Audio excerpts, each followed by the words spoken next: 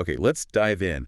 If you feel like AI developments are just uh, hitting us incredibly fast, Oh, definitely. touching pretty much everything, creativity, how we work, even physical robots, well, you're not alone.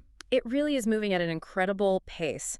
And, with that speed comes all this potential, obviously, but also some pretty big questions. Yeah, especially around things like data, who owns what, that kind of thing. Exactly. Which is precisely why we're doing this deep dive today. We've gathered a bunch of recent news, some insights on AI.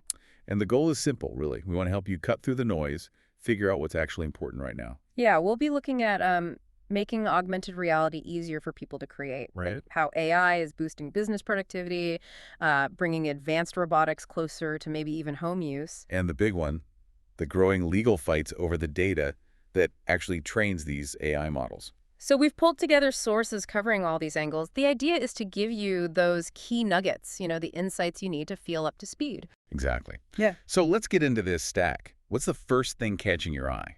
Well, one big theme seems to be making these powerful AI tools more accessible to everyone.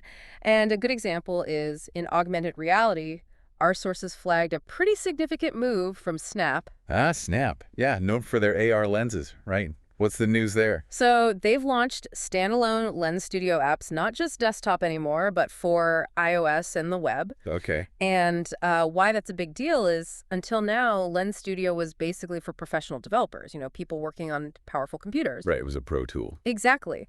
But these new apps, the stated goal is to let anyone create AR lenses. That really does lower the barrier, doesn't it? Yeah. How are they making it easier for, like, the average person? Well, they're using AI quite a bit. The Yeah. tools let you use text prompts to generate effects. Oh, interesting. They have simple editing interfaces, easy ways to add your Bitmoji, lots of templates to get started with. It's meant to be much more intuitive. And Snap themselves, what are they saying about it? Yeah, their announcements call them experimental new tools to make it easier than ever to create, publish, and play. The whole vibe is you should be able to make stuff whether you're on the go or near your computer. And this really positions Snap very clearly, I suppose. They're already a leader in consumer AR, and this looks like they're investing heavily. Definitely doubling down. And it's quite a contrast, actually. Our sources mentioned how Meta shut down its Spark AR platform last year. Oh, yeah, I remember that.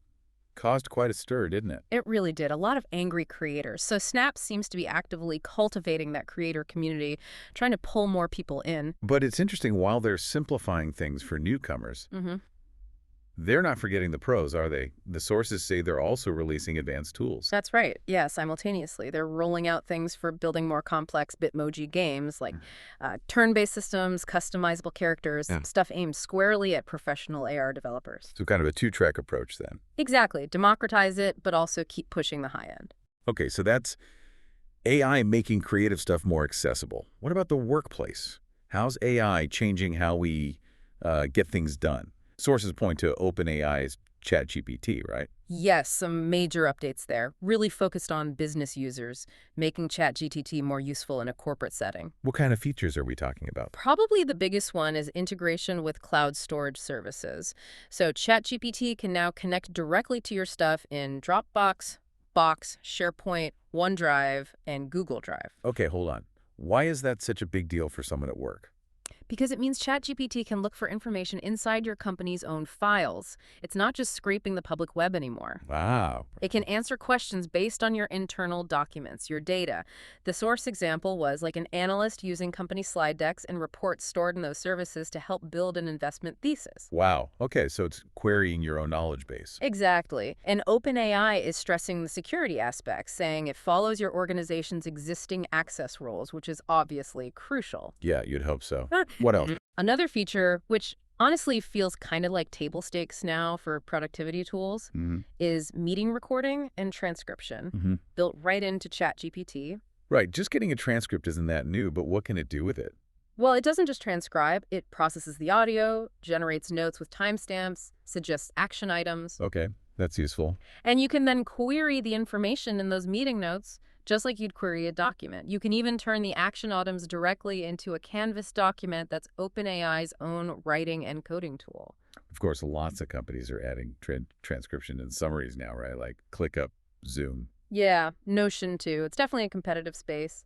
But OpenAI seems to be trying to make it more integrated with other information sources. How so? Well, they're also rolling out these deep research connectors. They're in beta still, but they link to tools like HubSpot, Linear, some Microsoft and Google tools. Okay. The idea is you can create really detailed research reports pulling info from those business systems plus the web, and these connectors are for all paid users.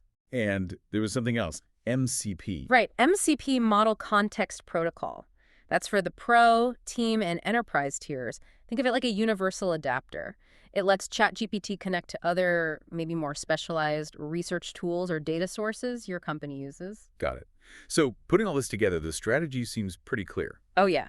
OpenAI definitely wants businesses to use ChatGPT way more, embed it right into their workflows. And they have a big advantage, don't they? Being first, having that brand recognition. Huge advantage over startups trying to build similar things. Plus, that massive user base. The sources mentioned they hit 3 million enterprise customers recently. Wow, up from 2 million. Yeah, not that long ago. So adoption is happening fast. Okay, so AI and creativity, AI and work.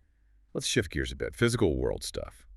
Robotics. Hugging Face is making moves here too. Yeah, it's really interesting. Hugging Face, mostly known for, open source language models. Right. It's getting seriously into robotics. Hmm. And this latest development suggests it's becoming easier for individuals or small teams to build pretty sophisticated robots, maybe not just in big corporate labs anymore. What exactly did they release? It's a new OpenAI model called SmolVLA. SmolVLA. Yeah, SMOVLA stands for Vision Language Action Model.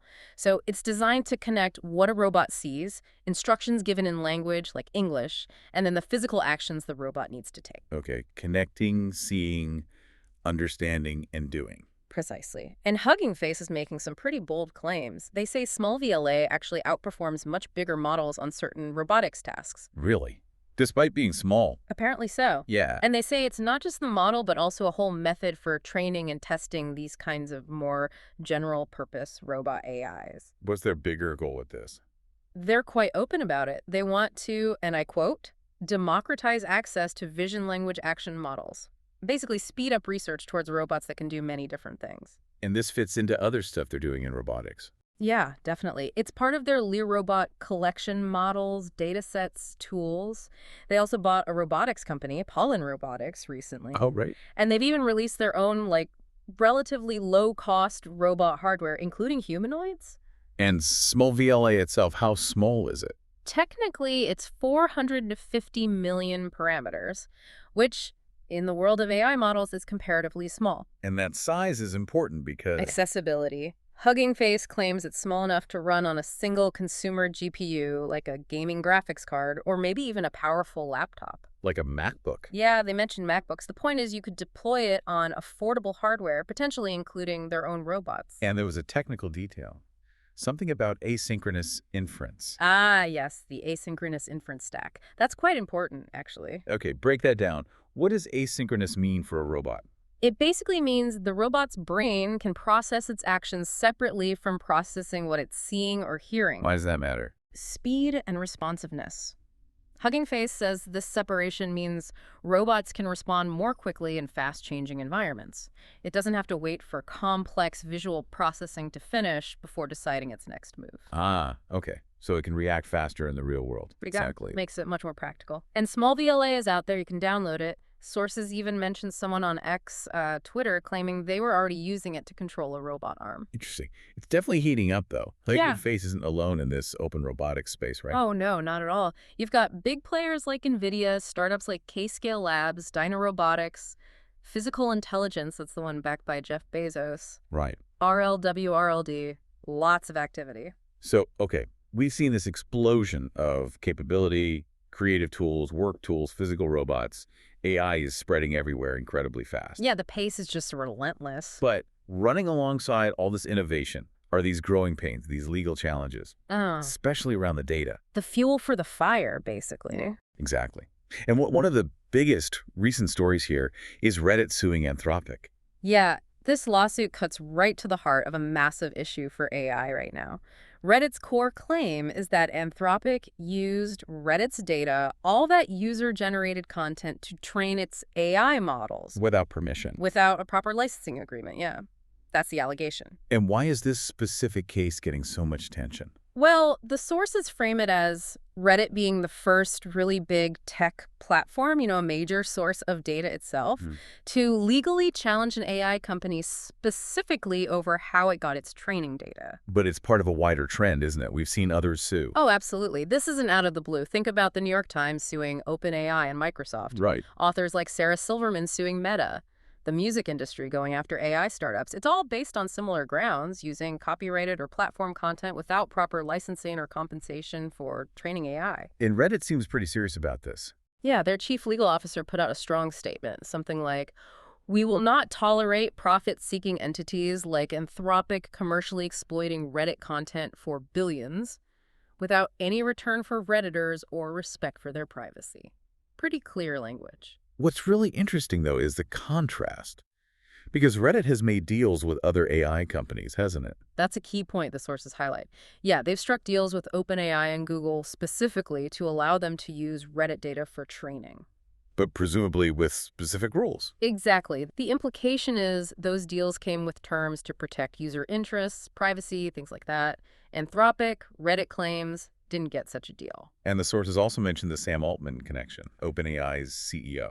Yeah, they note he has a significant stake in Reddit and used to be on their board. The sources just stated as context, not implying direct causality in the lawsuit, but it's part of the picture. So what exactly is Reddit claiming Anthropic did wrong, specifically? Well, Reddit says they approached Anthropic first, made it clear they didn't have authorization, but Anthropic apparently refused to engage. Okay. They also allege Anthropic's web crawlers, their bots, ignored the standard robots.txt file. That's like the website's keep-out sign for bots, right? Pretty much. And the really critical claim is that even after Anthropic apparently said they'd blocked their bots from scraping Reddit in 2024, Yes. Reddit alleges those bots kept hitting their site, scraping content over 100,000 times after that point. Wow. Okay. And Anthropic's response? Pretty standard legal denial for now. Their spokesperson is quoted saying, "We disagree with Reddit's claims and will defend ourselves vigorously." So what does Reddit want out of this lawsuit? Money. Yeah, they're seeking damages, restitution, basically demanding Anthropic give back profits made from using the content, and an injunction. Meaning a court order to force Anthropic to stop using Reddit's content immediately. Given Reddit's size and how much text data it represents, this feels like a really significant case to watch. Absolutely. Its outcome could have major ripple effects. So let's try and pull these threads together. What does this snapshot really tell us? On one hand, you see this incredible progress, right?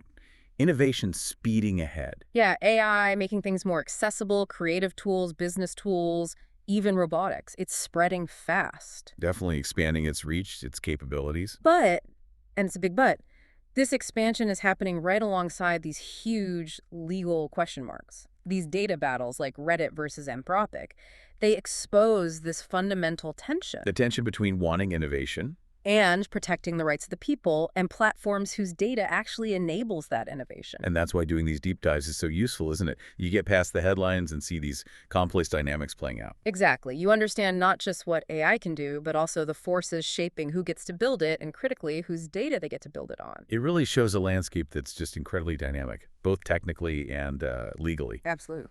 Which kind of leaves us with a big question for you, the listener, to think about. As AI gets woven deeper into everything we do, and these legal fights over data heat up, how will the outcomes actually change the rules?